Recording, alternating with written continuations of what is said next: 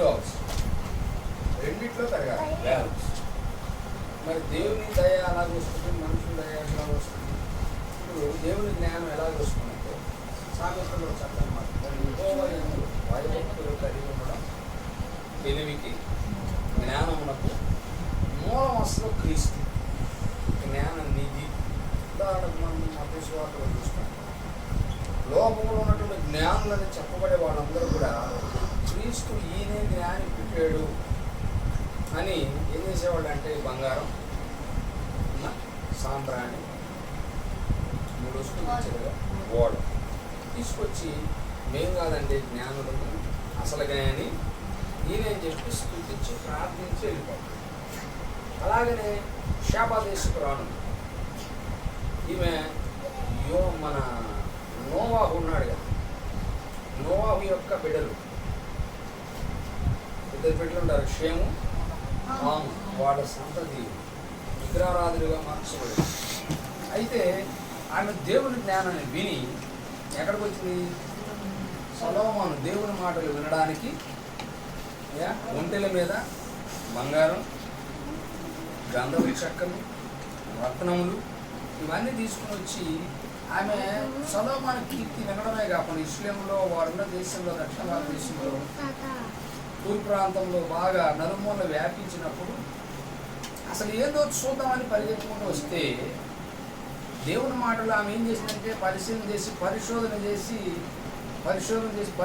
చేయడానికి వచ్చింది ఆయన, తప్పు పట్టినాయి. కానీ ఆమెకు తెలియనటువంటి విషయాలు కూడా, గూఢార్థములను, లోతైనటువంటి భావములను, అర్థమైందా? దేవుడు ఆయన ద్వారా మాట్లాడినప్పుడు అన్ని ప్రశ్నలకు సమాధానం దొరుకుతుంది. ఆమె అంటది, నేను విన్నదానికంటే కూడా యెరూషలేముకి ఇక్కడ ఈ దగ్గరికి వచ్చినప్పుడు దావీదు కుమారుడైన సొలొమోను మహాజ్ఞాని ద్వారా ప్రభు మాట్లాడే జ్ఞానపు మాటలు వినడం నేను విన్నదానికంటే కూడా రెట్టింపు ఉన్నది ఇక్కడ ఆశీర్వాదం అని. ఆయన పాలన, ఆయన రాజ్యాధికారము, ఆయన పని మనుషులు చేసేటువంటి క్రమము, ఆయన యొక్క డ్యూటీ పద్ధతులు, వారి యొక్క మరి ఐడెంటిఫై కోసం వస్త్రాధారణ, పనివారి జ్ఞానం, ఆయన పని, ఆయన శాసనాలు, ఆయన పద్ధతులు, క్రమములు, పద్ధతి పరిపాలన, ఆర్థిక పరిస్థితులు, సైనిక పరిస్థితులు, ఇవన్నీ చూసి ఆమె ఆశ్చర్యపోయి. కారణం ఏంటంటే అది దైవిక జ్ఞానం. దైవ జ్ఞానం ద్వారా ఆ మందిరాన్ని చూసినప్పుడు ఆమె కూడా ఇంకా సంతోషించింది. అప్పుడు ఆమె సంతోషించి నీ దేవుడు గొప్పవాడు, నీ దేవుని జ్ఞానం గొప్పదని ఆమె స్తుతించి ప్రార్థన చేసి మళ్ళీ సంతోషంగా ఆమె అవసరం తీర్చుకొని ఆమె బాణంలో ఒడిదుడుకులన్నీ తెలియజేసుకొని ఎలాగ పరిపాలన చేయాలో దానికి సంబంధించిన జ్ఞాన మాటలని, గూఢార్థములను, ఆమె తెలియనటువంటి సంఘటనలను, భవిష్యత్తును, ఆమెకి ఏమైనా ప్రాబ్లం ఉంటే ఆ ప్రాబ్లం కూడా సరి చేసుకోవడానికి కాదు, ప్రతి ప్రశ్నకు దేవుని దగ్గర సమాధానం పొందుకొని దేవుడు సొలొమోను ద్వారా మాట్లాడే ప్రతి మాట వలన జాగ్రత్త పరుచుకొని భద్రపరుచుకొని హృదయంలో సంతోషంగా రాజులు కూడా మరి ఆ యొక్క జ్ఞానం గురించి ఆనందించి. కాబట్టి దేవుని జ్ఞానం ఎవరు నేర్పాలంటే పిల్లలకు తల్లిదండ్రులే నేర్పాలి. మీరు మా అందరి చెబుతానే ఉంటారు, 27 అంటారు. ఏమని చెప్తారు పిల్లలు? దేవుడు అనుగ్రహించు పిల్లలు అంటే ఇద్దరు, అక్కడేమో బాబు అని అంటారు కానీ బాబు కాదు, అది నెల్లూరు బ్రాహ్మణులు చేసిన తర్జుమాల తప్పు. పిల్లలు దేవుడు అనుగ్రహించు స్వచ్ఛంగా బహుమానాలు. అదేనా పుట్టినరోజులు ఇద్దరు చేసుకుంటాడు బైబిల్లో, కొంచెం కూడా చెప్పినట్టు. మరో ఒక ఆయన ఏ రోజు బైబిల్ లెక్కించిన వాళ్ళే గ్రాండ్గా చేసుకుంటాడు. సరే, అయితే ఇక్కడ దేవుని కృపను బట్టి మనము దేవుడు అనుగ్రహించేటువంటి గొప్ప బహుమానం 4 ఆదికాండం 4 అధ్యాయంలో ఉంటుంటే దేవుని దయ ద్వారా మేము బిడ్డలను సంపాదించుకున్నాము అంటారు. అవ్వమ్మ గారిదమ్మా దేవుని దయ ద్వారా, అంటే దేవుని ద్వారా మనం దేవుని బిడ్డలను సంపాదించుకుంటాం, దేవుని దయ ద్వారా సంపాదించుకుంటాం. కాబట్టి వీళ్ళని మనం దేవుని కృప సంపాదించుకున్నటువంటి ఈ బిడ్డలను మనం ఏం చేయాలంటే వాళ్ళని దేవుని యొక్క జ్ఞానంలో పెంచాలి. వాళ్ళంతా వాళ్ళు పెరగరు. పెద్దవాళ్ళు అంటే అమ్మా నేను నా వయసు లేకపోతే ఇది చిన్నపిల్లలు 16 సంవత్సరాలు 20 సంవత్సరాలు ఏమవుతుందంటే వాళ్ళు చెప్తే వింటారు, వీళ్ళకి తెలియదు కదా. అందుకే దేవుడు యాకోబు నిన్ను నేను నీ చేయి బట్టి నడిపించాను అని చెప్పాడు. ఈ పిల్లలకు ప్రతిదీ మీరే నేర్పాలి. అవునా? మీరే తల్లిదండ్రులే మొదటి టీచర్ అని చెప్తారు కదా. పిల్లలకి మీరు నేర్పాలి. తల్లి తండ్రి వీళ్ళకి నేర్పాలి. ఏమి నేర్పాలా? ద్వితీయోపదేశకాండంలో 6వ అధ్యాయంలో చాలా విషయాలు ఉంటాయి. 6వ అధ్యాయం 4వ అధ్యాయం మోషే అన్నిటి మొదలు విషయాలు. దేవుని మాటను బోధించాలా, దేవుని మాటను అభ్యాసం చేయాలా, దేవుని మాటలలో వాళ్ళు భయభక్తులు కలిగి ఉండడానికి నేర్పాలా. అమ్మా అంటే దీని అర్థమైంది, ప్రార్థన నేర్పాలా, ఆటలు నేర్పాలా, వాక్యాన్ని నేర్పాలా. అర్థమైందా? ఇవన్నీ కూడా ఏంటంటే ఆధ్యాత్మికమైన కృపను వారు ఆధ్యాత్మిక కృపలో పెరగడానికి. ఇక్కడ ఏమన్నాడు? దేవుని జ్ఞానంలో పెరగాలి, ఆధ్యాత్మిక భౌతికంగా పెరగాలి. పిల్లలు ఎదుగుచూ ఉండని అంటాడు కదా.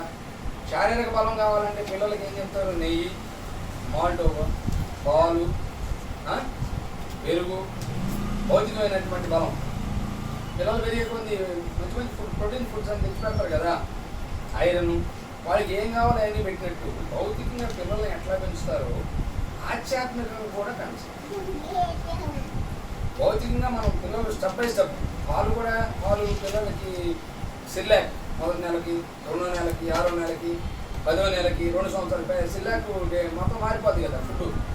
అలాగనే ఆయనకి అదే పెద్దవాళ్ళు అయిన తర్వాత భోజనం, మటను, చికెను, ఇలాగ ఆకుకూరలు, ఇలా కూరగాయలు ఏవైతే మనకు ఆరోగ్యకరంగా ఉంటే అవన్నీ పెట్టాలి. అట్లానే దేవుని యొక్క మాటలు కూడా ఆధ్యాత్మిక బలాన్ని కూడా పోవచ్చు. దేవుని మాటలు ఎక్కండి, కొవ్వు కంటే, మెదడు కంటే, అమ్మా చుండు తిన దారుల కంటే అవి బలమైనవి. ఇరిమియా ఆ మాటలు గ్రంథాన్ని తిని బహుతీపిగా ఉంది. దేవుని స్తోత్రం చెప్పండి. అలాగే బహుబలంగా ఉంది. ఇంకా మనం వెండి బంగారముల కంటే కూడా అమ్మా దేవుని వాక్యం వారలేదు. పిల్లలను పెంచాలి. సామెతలో చాలా విషయాలు ఉంటాయి. పిల్లలు మనం గద్దించాలి, బెత్తమాడించాలి. బెత్తమాడిన కుమారుడు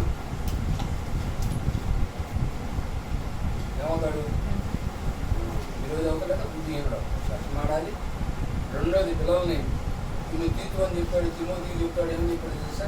మీరు ఏం చేయాలంటే పిల్లలను మీ స్వాధీనంలో ఉంచుకోవాలండి.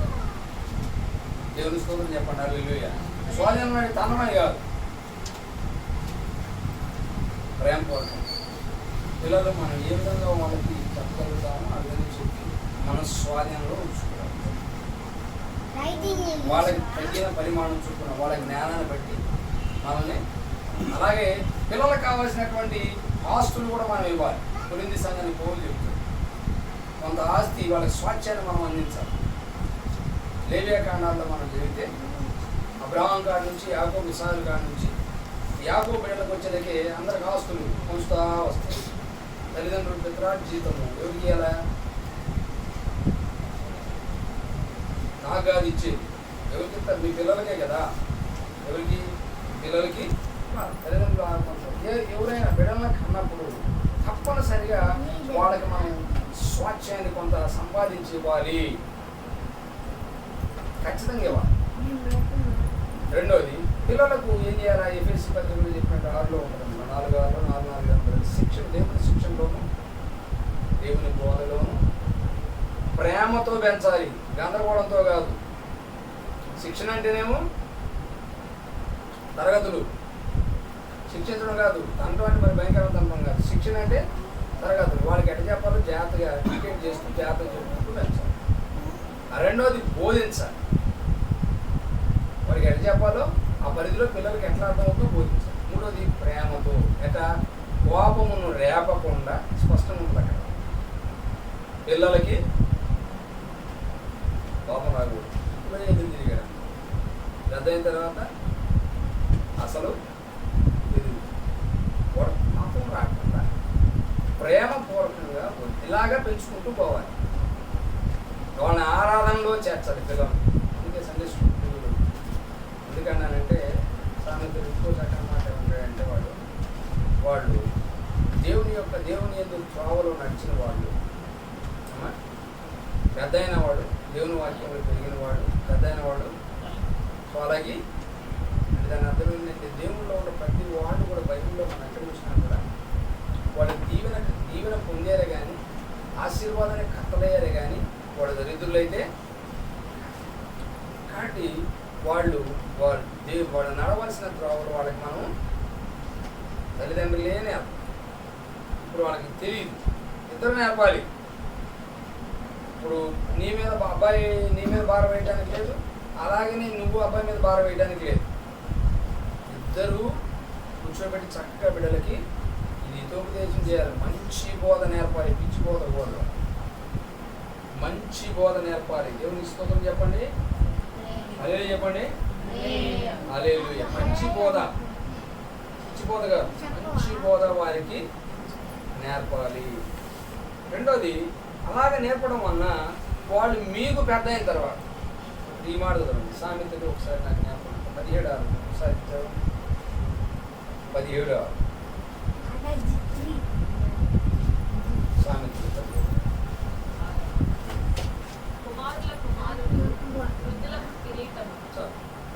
పెద్ద అయిన తర్వాత వీళ్ళు మీకు కిరీటంగా మారుతారు. ఎప్పుడు? దేవుని దయలో దేవుని బలంలో పెరిగిన వాడు పెద్ద అయిన తర్వాత వీళ్ళు మీకు కిరీటాలుగా మారుతారు. కిరీటాలు అంటే ఏంటి? పిల్లల కిరీటాలు ఏంటి అమ్మా? కిరీటం అంటే ఏంటమ్మా? కిరీటం మనకు వచ్చింది అనుకున్నా. కిరీటాలు ఎవరుకుంటాయి? మన తెలియదు కాబట్టి రాజులు. రాజు కిరీటం వస్తే కిరీటం కింద ఏముంటుంది? రాజాధికారం, ఆశీర్వాదం. ఆయన కిరీటం అంటే పిల్లల కిరీటాలు పెద్దల కిరీటాలు లాగా ఉంటారంటే ఏంటి? పెద్ద అయిన తర్వాత తల్లిదండ్రులకి ఆశీర్వాదకరంగా ఉంటారు, ఖచ్చితంగా మార్చబడతారు. అది క్రైస్తవుల యొక్క నిరీక్షణ, క్రైస్తవుల యొక్క విశ్వాసం. ఖచ్చితంగా మార్చబడతారు, అది అందులో సందేహం లేదు. కాకపోతే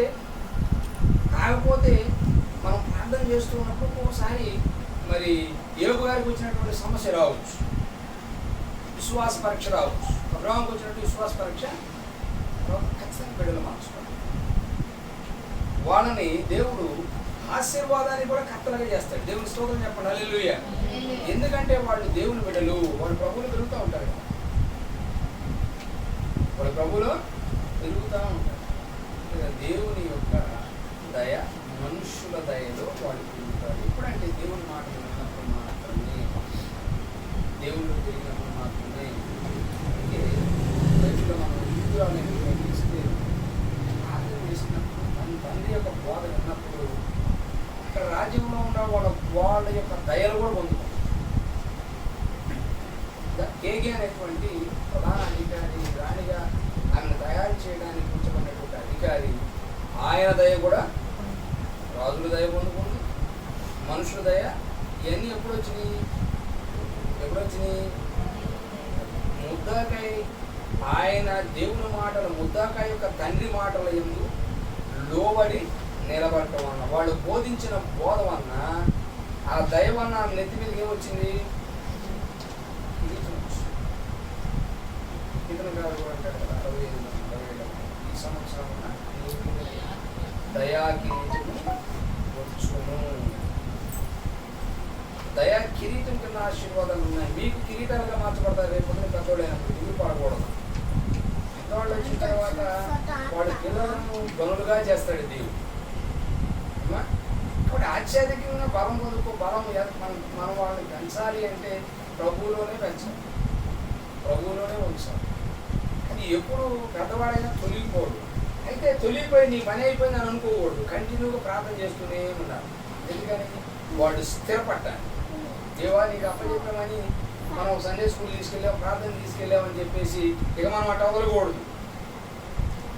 స్థిరపడటానికి, బిడ్డల జీవితాలు స్థిరపడటానికి, బిడ్డల యవనస్తులుగా ఉన్నప్పుడు బాగుపడటానికి, అలాగే పెద్దవాళ్ళైనప్పుడు ఉద్యోగాల కోసం, చదువుకోవడానికి, వీళ్ళందరూ దేవుని కృపలో దేవుడు చెప్పిన మాటలు స్థిరపడటానికి ప్రార్థన చేయాలి. అట్లా వదిలిపెట్టి సంఘాన్ని మనం సండే స్కూల్ పంపిస్తాం నడపడం అనకూడదు. సండే స్కూల్కి పోయిన వాళ్ళందరూ దేవుని పనులు కాదు, ప్రార్థనకు పోయిన వాళ్ళందరూ దేవుని పనులు కాదు. అర్థమైందా? చర్చికి పోయిన వాళ్ళందరూ ఆశీర్వాద పనులు అయ్యారా? పాస్టర్ గారు ఎప్పుడు వచ్చినా ప్రార్థన చేయండి, మా అబ్బాయి ఇంట్లో, మా పాప ఇంట్లేదు, మా మనవరాలు ఇంట్లేదు, మా మనవడు ఇంట్లేదు. అర్థమైందా?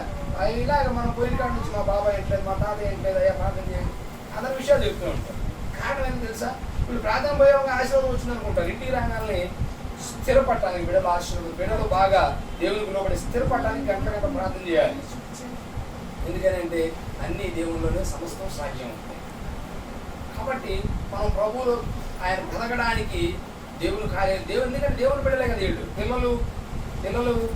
పిల్లలు ప్రభు వాళ్ళు ఎవరు ఆటంకపరచలేదు, పరలోక రాజ్యం నా రాజ్యం ఎట్లాంటి వారిదే అని చెప్తాడు కదా, అవునా? కాబట్టి దేవునికి ఇష్టమైన బిడ్డలు చిన్నపిల్లలు. కాబట్టి వీళ్ళు పెరగాలన్నా దేవుని పొందుకోవాలన్నా వాళ్ళు ఎట్లా ఉంటారు? అలయక సొమ్మశిల్లక దేవుని పొందుకొని పెరుగుతూ ఉంటారు. అందుకే నేను దేవుని మందిరంలో ఏ మొక్క వాళ్ళే పెరగాలంటాడు, ఉలివ మొక్క వాళ్ళే నేను పెరగాలి, ఉలివ మొక్క వాళ్ళే దేవుని సన్నిధిలో నేను పెరగాలి అని కోరుకుంటాను. కాబట్టి ప్రభు సన్నిధిలో బిడ్డలు పెరిగితే, ప్రభు సన్నిధిలో ప్రభు ఈ యొక్క భావాల దగ్గర పెరిగితే, వాళ్ళు ఎదుగుతూ ఉంటే పూర్తిగా వాళ్ళకి ఏమొస్తుందంటే ఆశీర్వాదం. ఎక్కడికి పోయినా దీవెనొచ్చు. యాకోబు ఉన్నాడు, తల్లి పోతున్నాడు, ఆశీర్వాదం పొందుకున్నాడు. ఆయన లాభాన్ దగ్గరికి ఎట్టపోయాడు? పనివాడుగా పోయాడు. ఇక్కడ పని చేస్తాడు, 14 సంవత్సరాలు పని చేసినా కూడా ఆయన ఎక్కడున్నా కూడా ప్రభు కృప ఏమంటే వెళ్తా ఉండేది. కారణం ఏంటో తెలుసా? చాలామంది యాకోబు మంచోడు కాదని చెప్తారు, కానీ యాకోబు తల్లి బోధన్నాడు, ఏసేవు తండ్రి బోధనలే. మరి నాకు ఆకలి అవుతుంది, టిఫిన్ తేరంటే టిఫిన్ తెల్లారి ఇవాళ కాకుండా తెల్లారి టిఫిన్ చేస్తే ఈయనేం కావాలి? ఇసాకు భోజన ప్రియుడు అయితే మటన్ తీసుకురా నాన్న, మంచి భోజనం తింటా, నేను ఆకలి అవుతుంది, భోజన ప్రియుడు అన్నమాట. చాలా మందికి మా భోజన ప్రియులు కొంచెం మాంసాహారులు ఉంటారు కదా, మమ్మల్ని ఇష్ట చెప్పుద్ది. కోడిగుడ్డు ఒక రోజు, భూములు ఒక రోజు, మటన్ ఒక రోజు, చేపలు ఒక రోజు, ఎండు చేపలు ఒక రోజు, దోస మటన్ ఒక రోజు, అవి మొత్తం లిస్టు నెలంతా చెప్తుంది. మనకి ఇష్టం, కొంతమందికి ఇష్టం. కొంతమంది ఆకుకూరలు తింటారు, కొంతమంది కూరగాయలు తింటారు. అంటే ఈయన ఇసాక్ గారు భోజన ప్రియుడు, మాంసం మటన్ అంటే ఇష్టం ఆయనకి. నువ్వు మంచి దుప్పుని తీసుకోవడం, లేక మంచి పొట్టేను నీ ఇష్టం వచ్చింది తీసుకొని రారా బాబు అంటే, అడుగు పోయినప్పుడు ఏది దొరికితే అది తీసుకొని రావాలి కదా. అది ఇట్లా షాపులు లేవు కదా, మటన్ షాపులు ఇంతవరకు లేవు కదా. అది మనల్ని ఏం చేసేవాడు?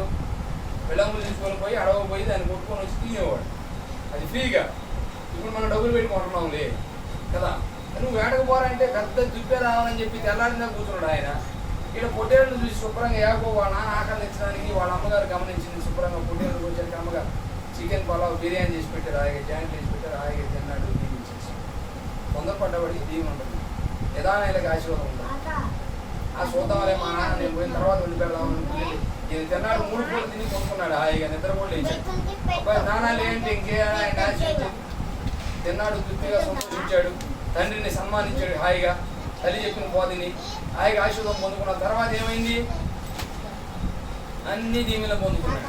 ఆయన దీవెనలు పొందుకొని పారిపోయినా కూడా అన్న ఏమన్నా చేస్తాడని అక్కడ పోయినా కూడా ఆశీర్వాదం. బానిస ఉన్నా కూడా జీతంలో ఎన్నిసార్లు మోసం చేసినా వాళ్ళ మామయ్య భలే మోసం చేశాడు. ఎందుకని? ఈ యాకోబు ఏం చేసినా కానీ, యాకోబు ఏం చేసినా డబ్బులు వస్తాయి కదా బాబు అని చెప్పి, అట్టకాదు యాకోబు ఇదిగో నువ్వు కోరుకున్నా నాకు అంటాడు. ఎందుకని ఆయన ఏది పెడితే అక్కడ ఆశీర్వాదం వస్తుంది, ఎక్కడ కాలు పెడితే అక్కడ ఆశీర్వాదం ఉంది. ఏ భూమిని కోరుకుంటే అక్కడ ఆశీర్వాదం. ఈ భూమి నా భూమి నువ్వు తీసుకున్నాను. ఆయన గొర్రెల మందులు ఉండేవి, 100 తీసుకుంటే 1000 అవుతాయి సంవత్సరానికి. ఆ 1000 తీసుకొని ఈ దగ్గర 100 ఈయనకి ఇచ్చేవాడు. మళ్ళీ ఈ 100 గొర్రెలు మళ్ళీ 1000. ఎన్నిసార్లు జీతం మారుస్తాడు. ఎంతో మోసం చేసినా కానీ ప్రభు దయ ఉండటం వలన ఎక్కడ పోయినా ఆయనకి ఆశీర్వదించాడు. అలాగా ఈ యాకోబు తల్లి దగ్గర ఉండి ఎప్పుడు తల్లిపో తినేవాడు. ఆ మడగల్లో దిగుతూ ఉండదు, ఆ చుట్టూ దిగుతూ ఉంటాడు. అందుకే తల్లికి చిన్నమాట ప్రేమ అవన్నీ చెబుతూ ఉండేది. యేసోబు కనుక ఎవరి ప్రేమ పొందుకున్నాడు? యాకోబు చుట్టూ బోధినట్టు ఏసాకు భార్య చుట్టూ యాకోబు తిరుగుతూ ఉండేవాడు. ఆమె తల్లి పోతుందేడు, యేసోబు తండ్రి పోతుంది. కాబట్టి వాడు దేవుని మాటలు పెరగటం వలన యాకోబుకి ఏమొచ్చిందంటే ఆశీర్వాదం. లాస్ట్కి ఆయన ఎవరు దీవించాడు తెలుసా? ఎంత గొప్పవాడాడు? ఫరోను దీవించేటువంటి అధికారం దీవించాడు. దేవుని స్తోత్రం చెప్పండి. రాజులను దీవించే గొప్ప కృప ఎవరికి ఇచ్చాడు? అప్పుడు ఎందుకు వచ్చింది ఆ పేరు? యేసేపు ద్వారా ఆ ఘనత యాకోబుకు వచ్చింది. ఎందుకని?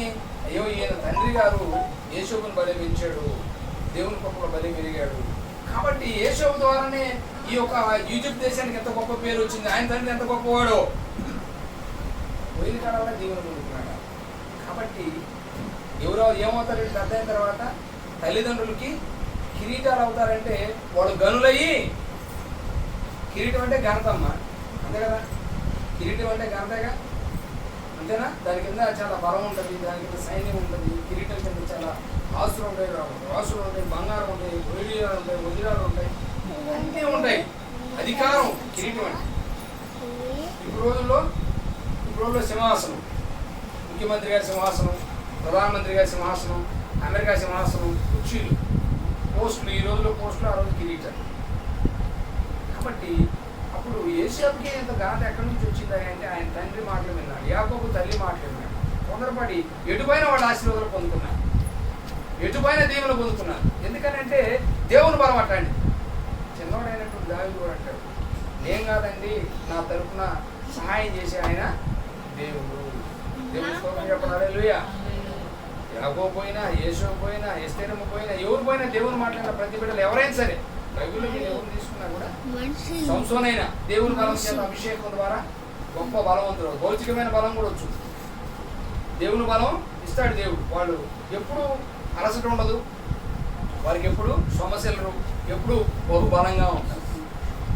కాబట్టి ఈ ఆధ్యాత్మికమైన బలాన్ని ఎదుర్కొని వీళ్ళు దేవుడు వీళ్ళని ఊరికే వదిలిపెట్టాడు, ఊరగాయల్ని వదిలిపెట్టాడు. వీళ్ళకి కొంత దేవుని కొంత ఒకసారి నాకు వచ్చిన వృద్ధి చేస్తాను, వీళ్ళని ఆశీర్వాదానికి కర్తలుగా చేస్తానని ఒక మాట ఉంటుంది.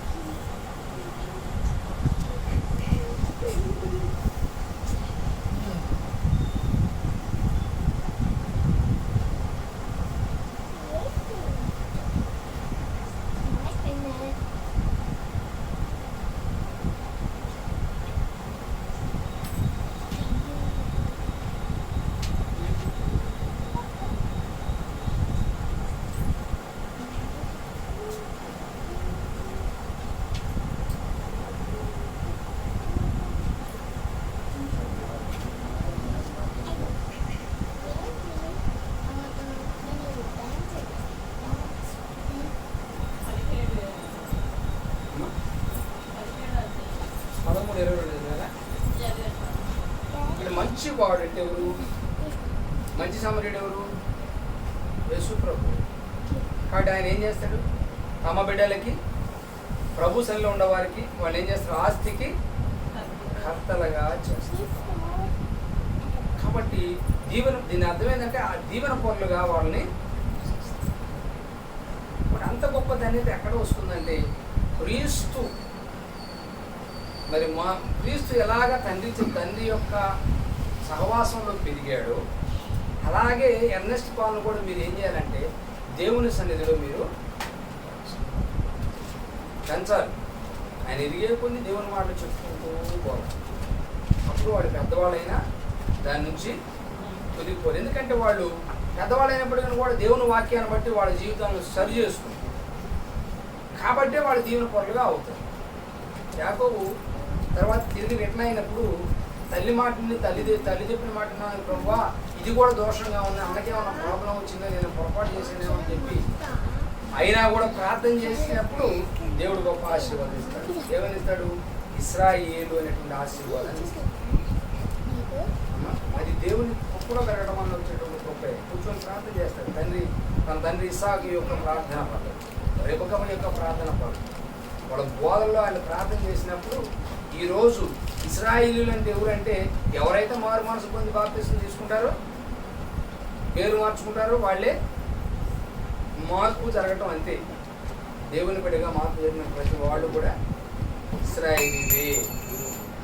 ఇప్పుడు ఆయనకు మార్పు వచ్చినప్పుడు వాళ్ళందరినీ కూడా దేవుని బిడ్డల ఆశీర్వాద కారకుడు అయ్యాడు యాకోబు. ఇస్సాకు అందుకే అబ్రహాముని దీవించాడు, అలాగే ఇస్సాకుని దీవించాడు, అలాగే తర్వాత యాకోబు బిడ్డలను కూడా యాకోబు అందరికి ఆస్తులు మనిషి. అవునా? విన్నారా మాట? లేవి దగ్గరికి వచ్చేలేక యాకోబు అంత